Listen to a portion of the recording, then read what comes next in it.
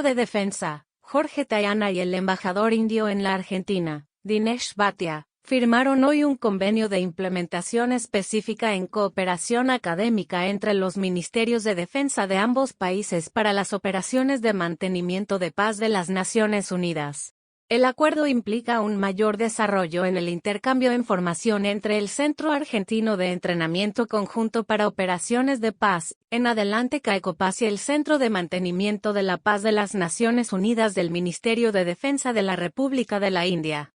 En este sentido, el convenio busca fortalecer los lazos de amistad y entendimiento entre las partes y los centros, así como el intercambio de instructores, pasantes y cooperación académica para operaciones de mantenimiento de la paz. Los centros de formación establecidos para el intercambio son el Centro Argentino de Entrenamiento Conjunto para Operaciones de Paz de la República Argentina, CAECOPAS, y el Centro de Mantenimiento de la Paz de las Naciones Unidas del Ministerio de Defensa de la República de la India, CUMPC.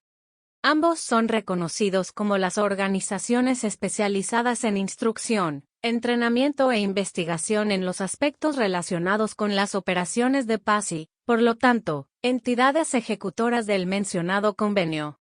El presente acuerdo es parte del fortalecimiento de la cooperación bilateral en materia de defensa que se ha desarrollado fuertemente en los últimos tiempos, con el viaje del ministro Tayana a la India, donde mantuvo un encuentro con su par y visitó la fábrica aeronáutica AL.